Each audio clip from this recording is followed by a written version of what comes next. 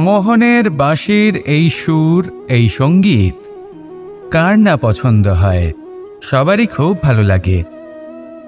এবার এই সুর আসে কোথা থেকে? কেউ বলবেন কৃষ্ণের হৃদয় থেকে। সত্য কথা, এই সুর হৃদয় থেকে নির্গত হয় এবং প্রকট হয় এই বাঁশি থেকে। এই বাঁশিটাকে দেখুন, এই ছিদ্রগুলি দেখুন, প্রত্যেকটা সুর থেকে নিজস্ব একটা স্বর নির্গত হয়। এবার যে ব্যক্তি এই সমস্ত সুর এবং স্বর বুঝতে পারেন, এতে নিপুণ, তিনি এই বাঁশির দ্বারা যে সুর নির্গত করবেন তা তো মধুর অবশ্যই হবে। এবার জীবনের সাথেও কিছুটা এরকমই ঘটে। জীবনের কিছু নীতি থাকে, অর্থ, কুটুম্ব এবং আধ্যাত্মিক। যদি জীবনের প্রত্যেকটা মুহূর্ত সুখময় হয় এরকম আপনি চান, তাহলে এই তিনটি নীতিতে আপনাকে নিপুণ হতে হবে। কোনো একটি বিশেষ নীতির প্রতি যদি আপনি বেশি ঝুঁকে পড়েন, তাহলে বাকি দুই নীতি থেকে যা সুখ লাভ করা সম্ভব তা পারবেন না। ধন অর্জন করতে হবে পরিবারের জন্য, পরিবারের সুখ মনের শান্তির জন্য, মনে শান্তির প্রয়োজন মনের শুদ্ধতার জন্য। যখন এই মন শুদ্ধ হবে, জীবন শুদ্ধ হবে, পবিত্র হবে, সুন্দর হবে এবং ভালোবেসে বলবে, রাধা রাধা। আমি রথে যাত্রা করি, তাতে বারবার পথে থামি আর দেখি যে আমি অনুচিত দিকে যাচ্ছি না তো, আমি উচিত পথেই যাচ্ছি তো। কারণটা কি? কারণ হলো যাতে আমি পথভ্রষ্ট না হয়ে যাই। জীবনযাত্রাতেও এটাই প্রয়োজন। জীবনযাত্রায় ভোগবিলাসের পথে হারিয়ে যাওয়া খুব সহজ। বারবার থেমে আপনাকে দেখতে হবে, নিজেকে কিছু প্রশ্ন করতে হবে। আমি কি আজ সেই কর্মই করছি যেটা আমি করতে চেয়েছিলাম? আমি কি আজ সেই জীবন যাপন করছি যেমন আমি যাপন করতে চেয়েছিলাম? যদি এই প্রশ্নগুলোর উত্তর হ্যাঁ হয়, তাহলে এগোতে থাকুন, নয়তো থেমে যান এবং বিচরণ করুন। মনে রাখবেন, এই সংসার অত্যন্ত জটিল আর এতে হারিয়ে যাওয়া অত্যন্ত সরল। সেই জন্য নিজে থেকে বারবার থামা এবং জীবন চিন্তন করা অত্যন্ত আবশ্যক। তাহলে সেটাই করুন আর আমার সাথে ভালোবেসে বলুন, রাধা রাধা। আমরা যখনই কোনো যাত্রায় যাব বলে মনে করি, তখনই আমরা প্রস্তুত থাকি আসন্ন বিপদের জন্য বা সংকটের জন্য। যেমন যদি আমাদের মনে হয় যে আজকের পরিবেশ খুব ঠান্ডা হবে, তাহলে আমরা গরম বস্ত্র ধারণ করি বা সেটাকে সাথে নিয়ে যাই। যদি মনে হয় যে বৃষ্টি হতে পারে বা বৃষ্টি হয়ে চলেছে, আমরা দেখছি, তাহলে আমরা একটা ছাতা সাথে নিয়ে নিই। আমরা প্রস্তুত থাকতে চাই এবং এটাই উচিত, এবং সেই কারণেই আমরা যাত্রায় সাফল্য লাভ করি। কিন্তু যদি আমরা কথা বলি জীবনযাত্রা নিয়ে, যা কিনা সব থেকে বেশি গুরুত্বপূর্ণ, তাহলে তার জন্য আমরা পূর্ণরূপে প্রস্তুত থাকি না। আশেপাশের মানুষ, এই সমাজ, আমাদের সাথী, আমাদের মিত্ররা যে কোনো মুহূর্তে বদলে যেতে পারেন। সেই জন্য আমরা নিজেদেরকে কখনো সাবধান করি না, কখনোই নিজেদের প্রস্তুত করি না। আমাদের এটা কখনোই মনে হয় না যে এরকম হতে পারে, আর সেই কারণেই শেষে গিয়ে আমরা অত্যন্ত দুঃখ পাই। একটা অমূল্য শিক্ষা আছে যেটা আমাদের লাভ করা উচিত, সতর্ক থাকা উচিত। এই জীবনযাত্রার জন্য শুধুমাত্র এই পরিবেশের বিষয়ে তথ্য সংগ্রহ করা বা তাকে অনুমান করা, এটুকু হলেই চলবে না। আমাদের আশেপাশের মানুষজনকে দেখতে হবে, তাদের স্বভাব পরিস্থিতির ওপর নজর রাখতে হবে। যখন তারা রং পাল্টাচ্ছেন, নজর রাখতে হবে, তা অত্যন্ত আবশ্যক। পরিবর্তন আপনার জীবনে অবশ্যম্ভাবী, সঠিকভাবে তার সম্মুখীন হন। আসুন আমার সাথে ভালোবেসে বলুন, রাধা রাধা। কথায় আছে যে স্বপ্ন এবং লক্ষ্য হলো একটি মুদ্রারই দুটি দিক।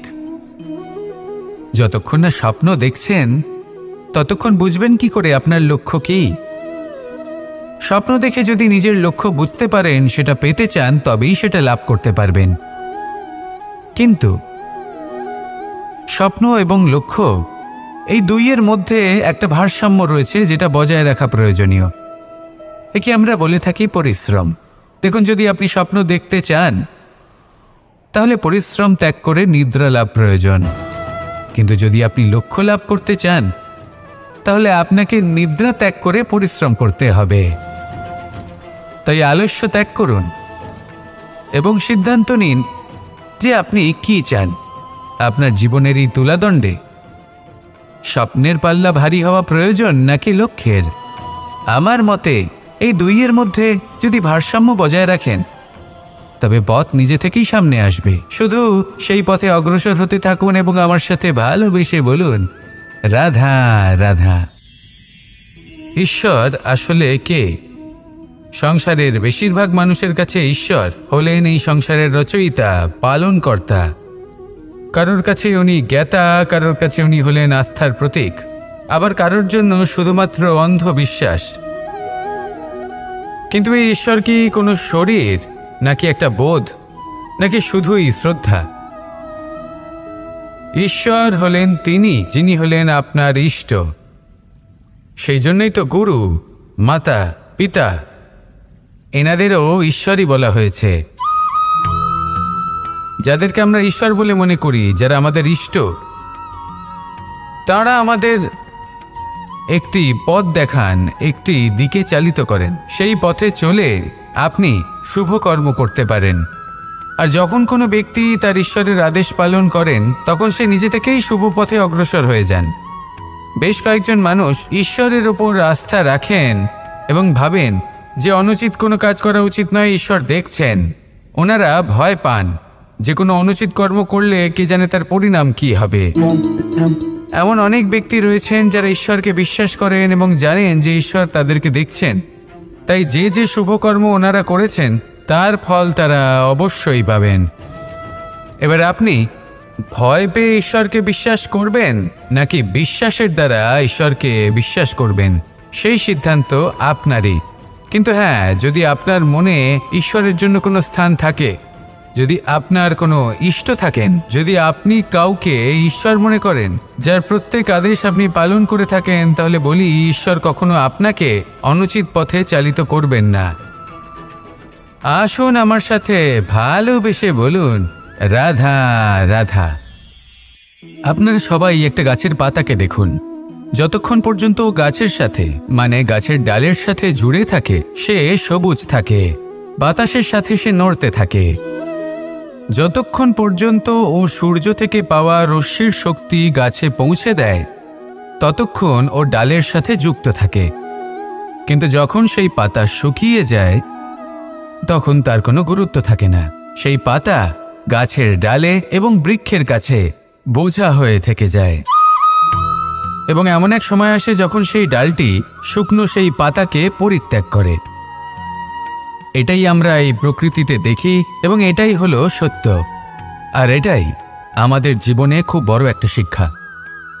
যদি আপনিও নিজের জীবনে নিজের আপনজনদের কাছে বোঝা স্বরূপ হয়ে দাঁড়ান, তাহলে তারা আপনাকে যতই ভালোবাসুক না কেন, ওনারা যদি নাও চান, তাহলেও এমন এক দিন আসবে যখন আপনার আপনজন আপনাকে পরিত্যাগ করবে। সেই জন্য সবসময় আত্মনির্ভর হয়ে ওঠার চেষ্টা করুন। নিরন্তর পরিশ্রম করতে থাকুন, কারোর উপর বোঝা হয়ে থাকবেন না, বরং তার সাথে মিলে দায়িত্ব পালন করুন। এমনটা করবেন তাহলে আপনার সম্মানও বজায় থাকবে এবং সম্পর্কের মধ্যে আপনার মূল্যও বজায় থাকবে। আসুন আর আমার সাথে ভালোবেসে বলুন, রাধা রাধা।